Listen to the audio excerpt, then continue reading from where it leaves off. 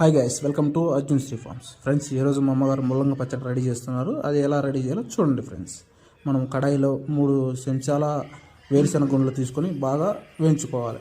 ఇవి బాగా వేయించుకున్న క్రమంలో దీని తర్వాత మనం ఇంకొక 2 చెంచాల మినపప్పు కూడా యాడ్ చేసుకోవాలి ఫ్రెండ్స్. మా అమ్మగారు ఇప్పుడు మినపప్పు యాడ్ చేస్తున్నారు చూడండి ఫ్రెండ్స్. దాంతోపాటు మినపప్పు యాడ్ చేస్తారు చూడండి ఫ్రెండ్స్. దాంతోపాటు అలా ఇంకా కొద్దిగా ఎగుతూ ఉన్నప్పుడు పచ్చిశనగపప్పు కూడా ఇంకొక 2 స్పూన్లు యాడ్ చేసుకుని వీటిని బాగా ఫ్రై చేసుకోవాలి. ఇవి స్లోగా సిమ్లో పెట్టుకొని ఫ్రై చేసుకున్న తర్వాత ఇలా కలుపుకుంటూ ఉండాలి ఫ్రెండ్స్. మెల్లగా కలుపుకుంటూ ఉండాలి. ఆ తర్వాత 1 చెంచాడు ధనియాలు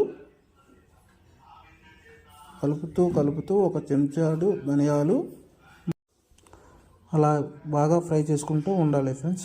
అలా త్వరగా వేగాక దాంట్లో 1 చెంచాడు ధనియాలు, ఇంకొక 2 చెంచాలు జీలకర్ర కూడా వేసి అలా ఫ్రై చేసుకోవాలి.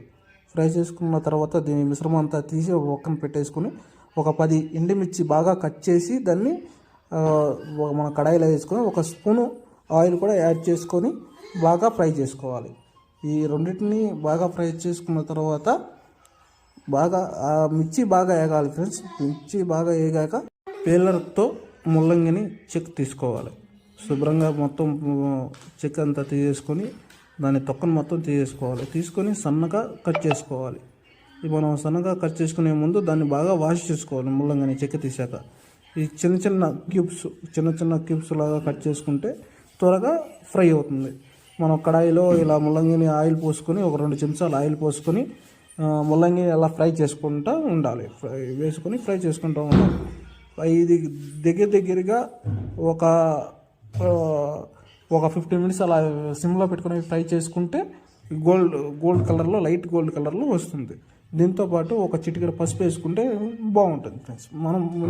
మనం ముందు ఫ్రై చేసుకున్న దినుసులను మనం మిక్సీ గిన్నెలో వేసుకొని దాంతోపాటు దానికి తగినంతగా కల్లుప్పు తీసుకుని దాంట్లో యాడ్ చేసుకోవాలి.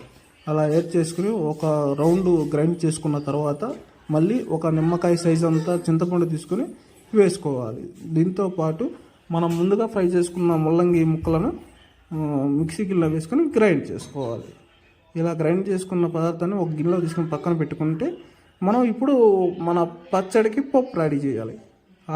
కడాయిలో ఆయిల్ తీసుకుని తిరుమాత గింజలు 2 రెబ్బల కరివేపాకు వేసుకొని ఫ్రై చేసుకోవాలి. బాగా ఫ్రై అయిపోయిన తర్వాత మన